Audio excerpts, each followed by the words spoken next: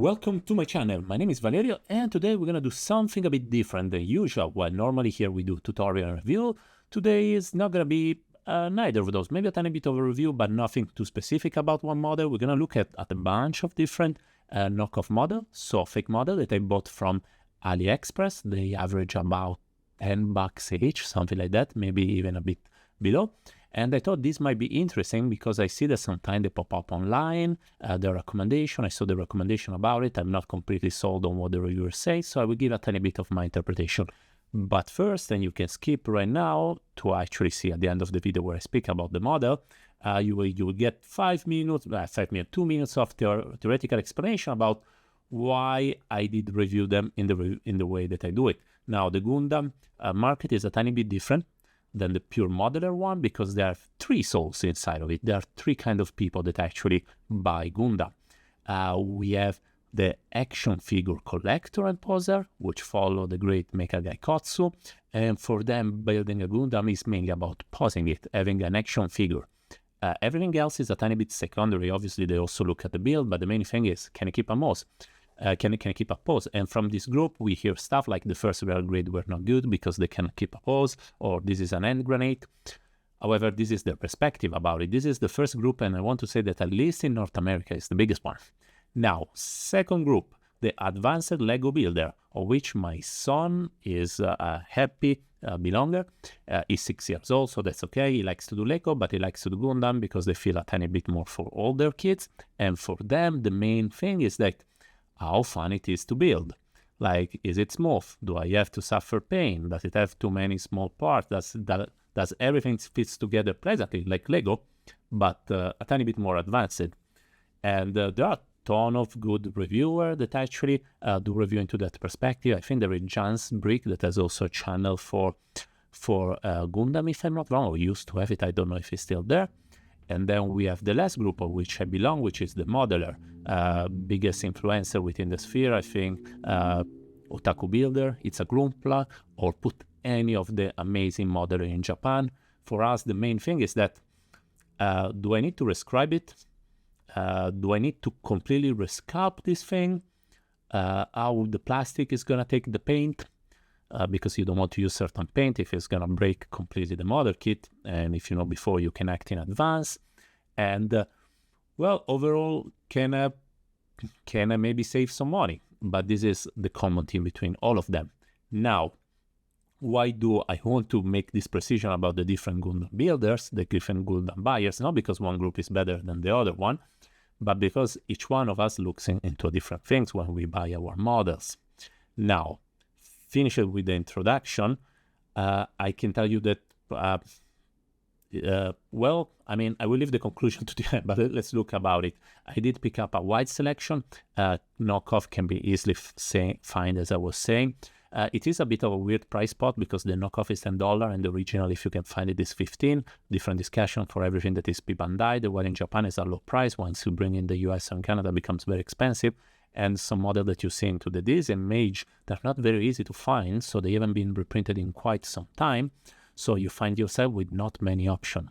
Now, I will quickly open one of the boxes to show you what there is inside, but the content is a lot similar to the one of the original build. There is only a tiny bit of a difference that for the more expert eye might pop up immediately when I point it. So here I did, so this video actually started about build your model on Runner and then become something else that I thought might have been more interesting. But anyway, sorry about it. This was just me skipping some step to try some paints over it. Anyway, I can tell you that if I show it like this, unless you have very good eye and you're pretty expert about it, you'll be able to tell, okay, yeah, this is exactly like a Gundam, like an original Bandai one. I don't see any difference.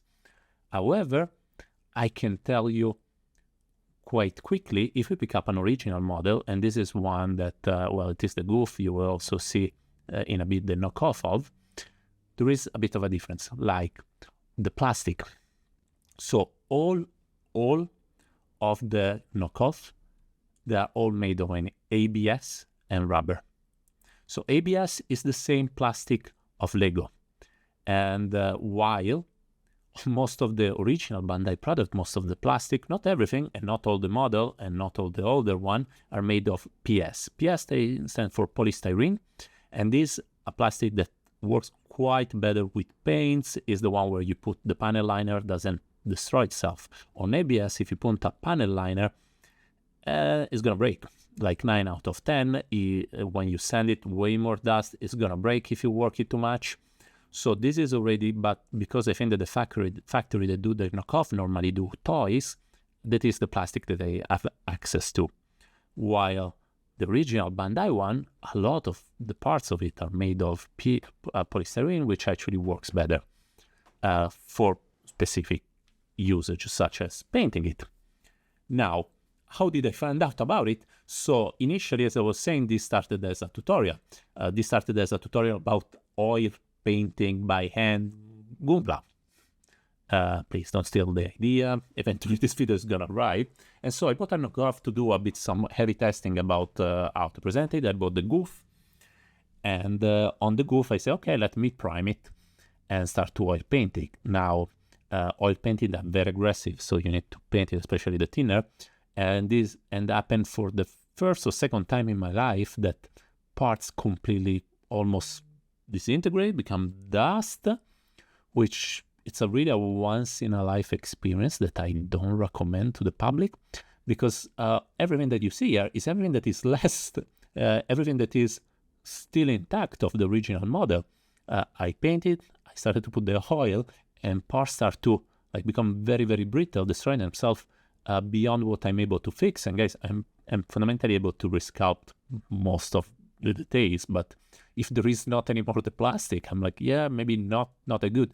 So the plastic, then I did look a tiny bit into it, because I thought it would have been polystyrene, so I could have played with it. But actually, being ABS, you want to use a primer that is actually a polyurethane, not a lacquer base. That is the one that I normally use. This is one of the biggest differences, and not an intuitive one, ABS versus polystyrene. Now, second big difference between all the knockoff and the original: tolerances. So when you build something, let's keep it like that, the distance between a part and another, how precise you are over it, the space that you give between one piece and another one to move has to be very, very precise. On Gundam, this is extremely precise. Here on your left, you see the KO. On the right, you see the original one. Same, give it or take it, the same kit.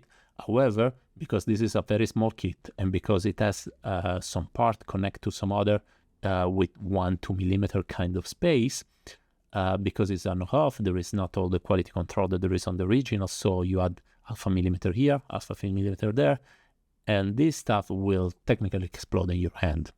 Now, this is not an issue for most of the modeler that are gonna glue it, but for the Lego builder and even the action figure poser, this is going to be an issue. And the tolerances, it is pretty much a constant between all of the model that I take in consideration, other than one,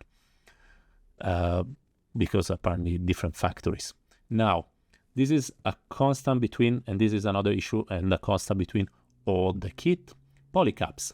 So the rubber, so polycaps are the things that back in the day were used to have joint movement. They're partially made of rubber, and all of the one from the knockoffs, all of them, and there are 10 kits, so I think I can generalize, it's terrible. Now, polycaps are bad also from Bandai, let me be precise. It is an older technology, and after some time, polycaps tend to destroy themselves because they're made of rubber, and rubber, if you don't, partially rubber, and if you don't, let's say, rehydrate, I think that's the technical term, or lubricate, they tend to become frail and destroy themselves. Anybody that has a 15 years old Gunpla should know about it. Now, moreover, it's kind of hard to work, so even here, tolerances on rubber even harder, and while this one from this Zaku from the 3-star should have another pipe attached on the back, it doesn't connect into the back. Now, somebody might tell me, oh, but in my copy I'm able to connect it. Now, you worked your copy so that it does fit inside of it. I'm just saying here, on average, this is a problem within all of them. They have a rubber. Now, not everything is bad within knockoff. all of them, let's say 95% of them have water slide decals. The water slide decals quality is okay. It's not fantastic, but the works pretty bad. Works pretty good. And well, give it or take it. If the model kit costs $10, normally the water slide decals would cost $5. Here we have. I mean, you can find it as a way to have some spare parts plus water slide decals. I think this is like, a pretty good deal. Moreover, they all have a ton of display stand, and this I was surprised. They have 1, 2, 3 display stands inside of it, a bit too many, but there are the simple kind, not the crazy complex one of Bandai that I absolutely don't like. I much prefer the one from Good Smile Company. Too bad that they don't put them inside their kit. Anyway, this one are useful and very much appreciated, and you find them inside the knockoff. Now, let me give a conclusion and show all the kits that I actually did for this kind of impression. And as you can see, there are 9 kits, so I think I can generalize quite a bit. And after looking all of them, I have the impression that even kits with different brand name over it come from the same factory. They all share the same issue, so we can quite easily generalize. And I can say, I think with certain confidence, who is going to appreciate knockoff and who won't. Now, let's start with who will kind of be okay with them, and this is the action figure collector. So the action figure collector, for which the only important things is to pose it, are going to be okay with it because they don't care too much about the build or how is the plastic. They just wanted to be able to pose. Now, for them it's going to be okay. Just one caveat is that because the Polycaps quality is a bit lower than Bandai, and because tolerance and everything, it's not going to be too much fun to pose, and the pose you're going to be able to have them keep, they're not going to be holding them for very long because lower quality rubber, older rubber as well, it's already on the way of self-destroying itself as rubber does, and the Polycaps keep the position a tiny bit less. Now let's move on from the one that are gonna like it or at least be okay with it. Still, again, the biggest group, at least in North America, action figure collector. Let's move to the one that they're gonna absolutely hate this kit. These are the advanced Lego builder. So if what you like into Gunpla is the build experience, this is hell, nightmare. First of all, your finger are gonna hurt, but really hard. You're gonna be very stressed because part don't fit exactly, part don't go flash.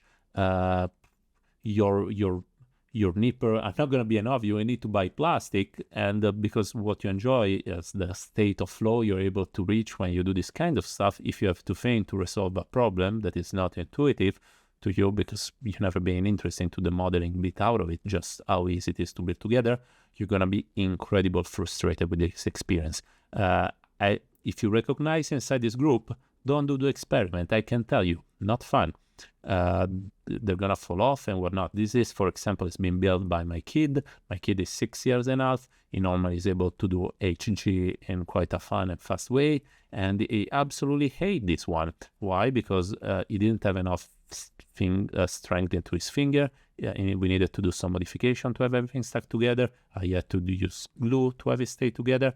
And so when your kids are normally has quite a bit of confidence because he's able to do HG, calls you to help, it's like, yeah, not great. Now, said so, let's move to the last group. That is the one that I belong to. That is the modeler group. So the modeler group cares very little about posability. I mean, they can glue into position, care very little about build experience. Most likely they've been building tanks for a few years, so they know what is a very bad model kit, and these are not in any shape or form. However, what might be a bit annoyed about is the ABS, which actually have them use necessary paint that maybe are not the one that he prefer. And it is a bit annoyed by the stuff about the tolerance. Why so? Because sometimes there are left gaps that you cannot just fix quickly with glue, with plastic cement, but you need to completely resculpt. And while most of the models are okay with rescribing and maybe do some customization, not many are fun into filling 2-3 millimeters hole, completely resculpting the thing, because I mean, maybe yes, but onto the HG scale, this is not the kind of customization that I normally look around. Plus, they really having to use certain paint, it is a kind of like a kick into behind because, well, each one of us use different kind of paints. Now, said so, I finished with the 3 groups. So for the modeler, I mean, mainly as, yeah, why not, experimental place, but they're not gonna love because it's too much work for something that small. Moreover, when you cut off ABS, the nub marks are kind of a problem to remove because once you sand it, the plastic around has the tendency to crack because, well, different characteristics into the plastic. Let's leave it at that without giving detail. So let's say that you cut up the nub, you have a giant sign over it, and if you sand it, you're gonna create a crack in the plastic around it. You need to fix that one, and within 5 minutes, you're sculpting the whole model in clay, which is not fun, especially for something so small. Now, so this is for who I recommend, what I think are the pros and cons. Now, there is a couple of things that are universally positive here, is that they have water slide decal more often than not. They're very cheap for a water slide decal. No. And then they are inside also this display stand. Now, between all of the kits here, I want to say that the only one that is kind of similar to Bandai quality was the Gundam. For your interest, if you're an action figure collector, already. If you're a Lego collector, very different quality. If you're a modeler, there is the problem of the plastic. So, should you buy? Yes, no? Guys, this is not a very expensive hobby. Like, if you can't find it, yes. If not, I will skip it. But it all depends how much disposable income you have for this kind of stuff. In my case, I think it was a bit of a waste of money. Honestly, I mean, it is fun to do the video, but that's about it. And if you have any kind of question, you don't think it like me, you think this is the best thing after sliced bread, please let me know in the comment below. And for everybody else and anybody that is interested, the next video is going to be most likely the review of the Zacco Police. And from Valerio is everything. Any question, I respond to every comment. So just leave any question you might have below, and I will try to get kind of an okay reply. Have a nice day, and bye. That's all. Bye. Please let me know below.